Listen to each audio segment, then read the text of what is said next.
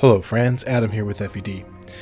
Today we're going to be ranking all of the weapon types in Fire Emblem Three Houses. I've been doing some solo runs, or by solo runs I mean solo weapon runs of Three Houses.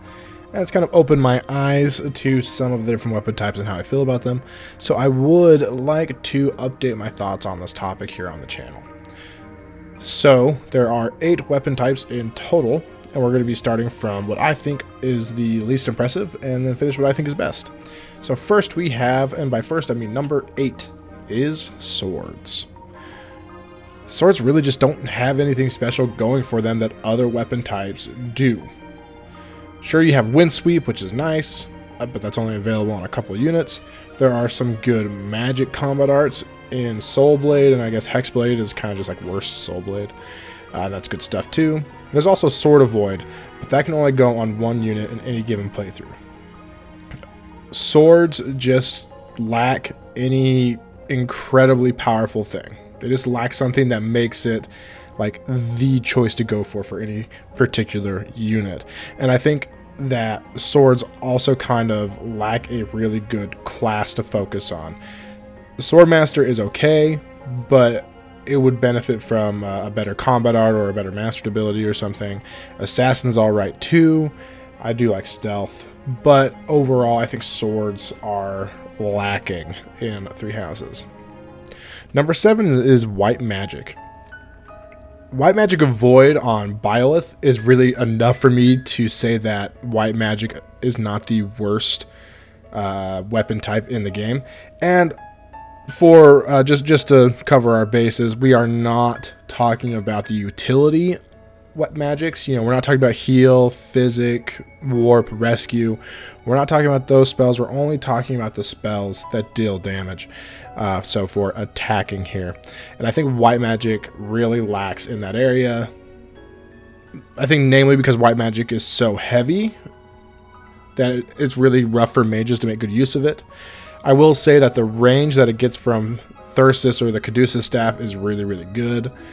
But outside of that, white magic is not going to be like your main attacking type. I will say that Nosferatu tanking has some utility here or there. Maybe allows you to survive one or maybe one extra attack or something on enemy phase. But it's definitely been nerfed compared to older games in the series. And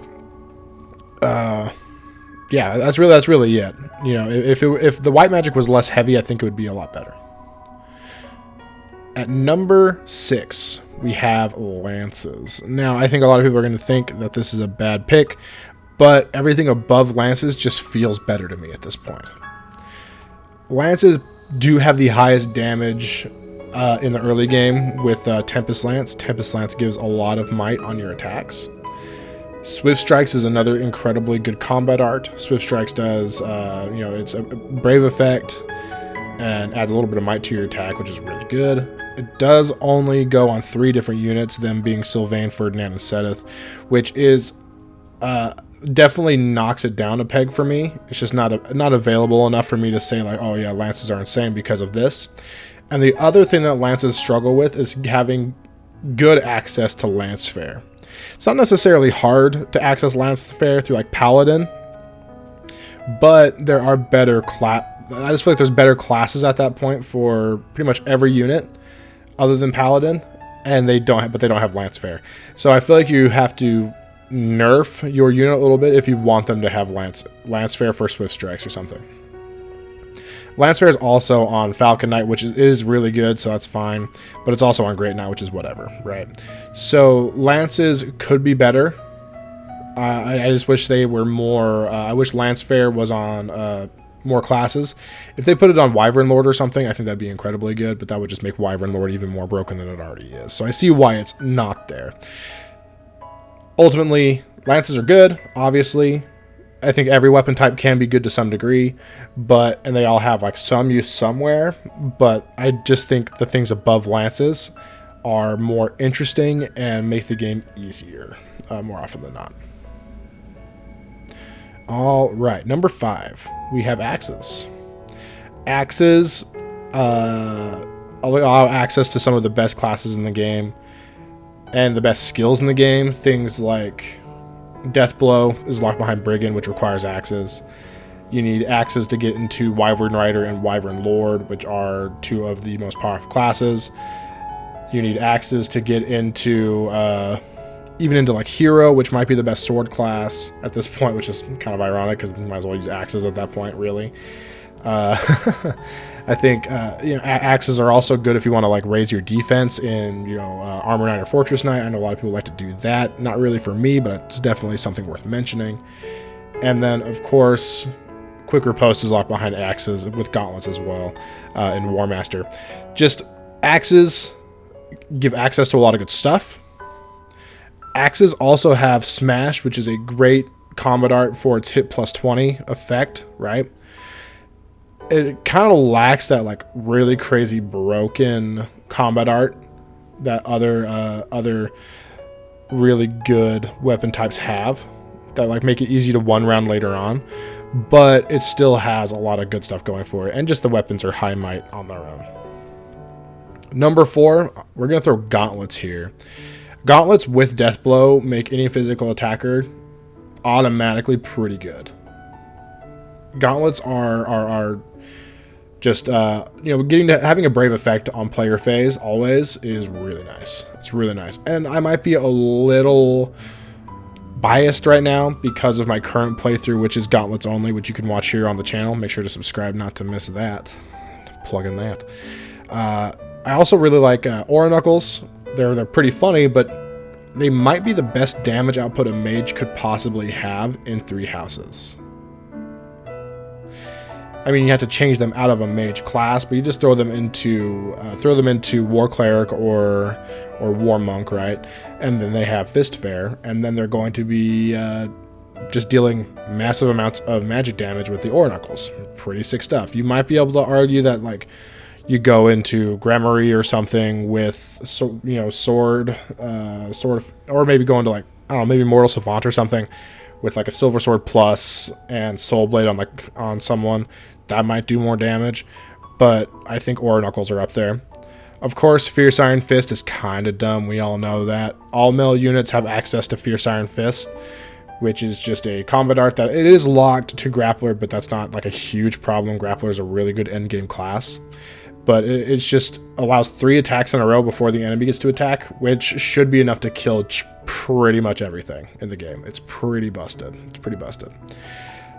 Gauntlets also have really easy repositioning with Fading and Rushing Blow, which is really, I think, is an undersold part of the Gauntlets toolkit. And also, Fading Blow is really good for dodging attacks on player phase.